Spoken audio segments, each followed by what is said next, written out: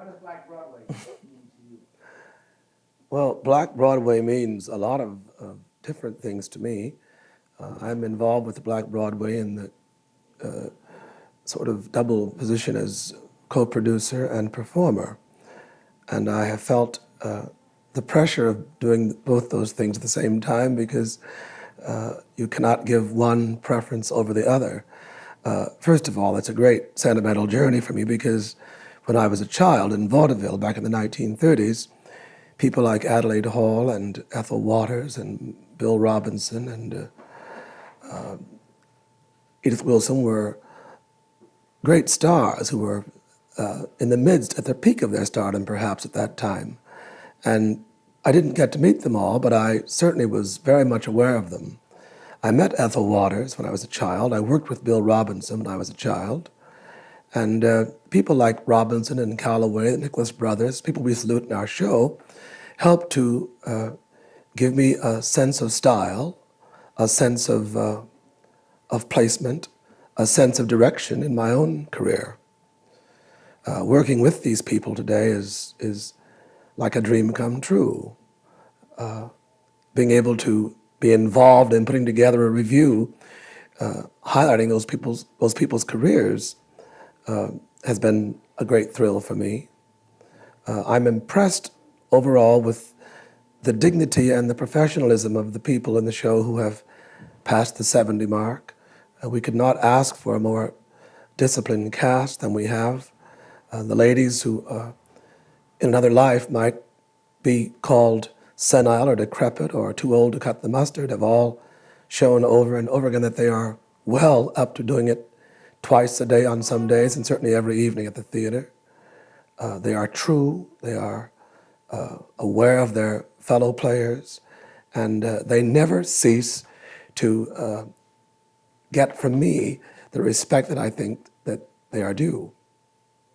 Black Broadway, I think the word bittersweet comes to mind necessarily because in looking at anything at all that's passed in American history, be it show business or whatever business, one has to relate to what its social surroundings were.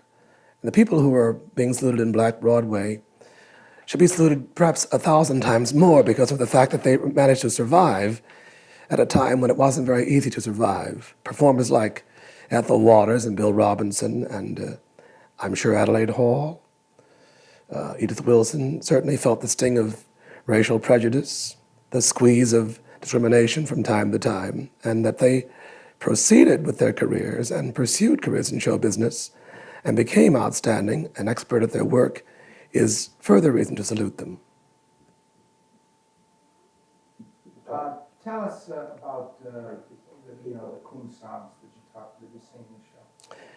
Well, they are coon songs. I sing 3 songs that were written in the early part of this century by black composers and written, for the most part, for black performers.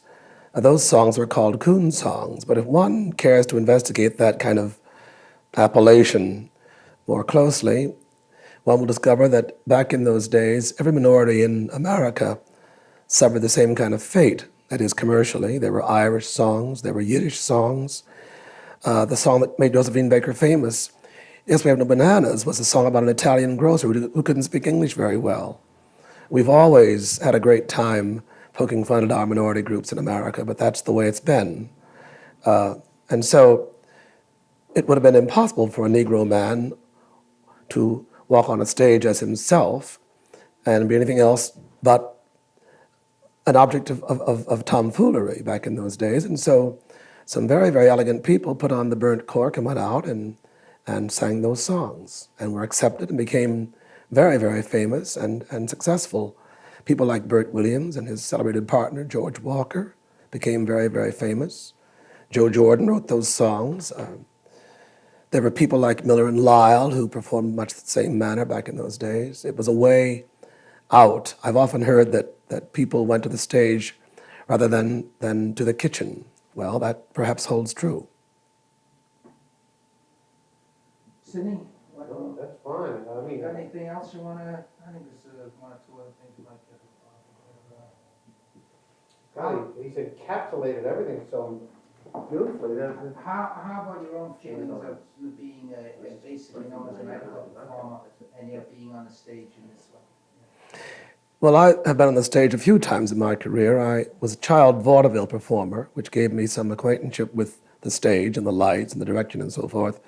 But legitimate stage work came to me first in New York City, here at City Center back in 1956. I performed a minor role with a major song in a show by Cole Porter called Kiss Me, Kate. The minor role was that of a valet to the star of the show, but the big song, of course, was Too Darn Hot, which opened the second act and was, of course, a stage burner. The stage was not that easy for, how can I put it this way, a black performer back in those days. I knew a number of people who had experience on the stage who were black people in the 50s, and they waited around a long, long time between calls from producers for jobs. My understudy in that production was a young man named Arthur Mitchell, who has gone on to head his own ballet company and ballet school.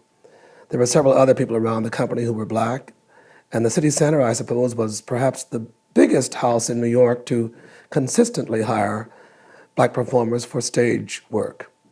I was never attracted to it terribly because I didn't want to feel the frustration of taking off a whole season, not finding a job, or finding a job I didn't like very much.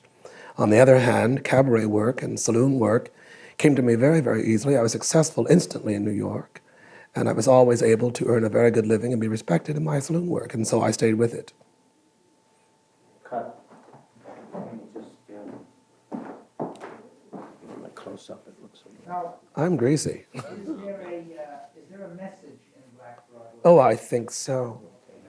There is a message of Black Broadway, the way you start. Go. Yeah. There is a message in Black Broadway. I think that any theater that's good theater has to convey something to its audience. I think it has to raise the conscience of the audience. It has to inform in some kind of way, or it's forgettable theater.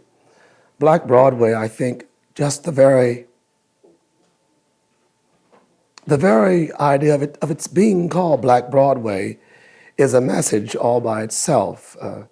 I've been so involved in trying to structure this show and perform myself, and of course work at the Cafe Carlyle every night after the show is over, that it sometimes has been up to outsiders to explain to me what Black Broadway has meant to them, and through them I can explain what it means to me, perhaps. I have friends who have, from the moment the overture begins, broken into tears and stayed that way until the production was over. For me, it evokes an enormous amount of gratitude and respect and admiration for the performers, not just our performers, but performers of their period and before their period who, as I said before, were able to express themselves, and by doing so, add a kind of dignity to the entire black or colored race, if you will, in America.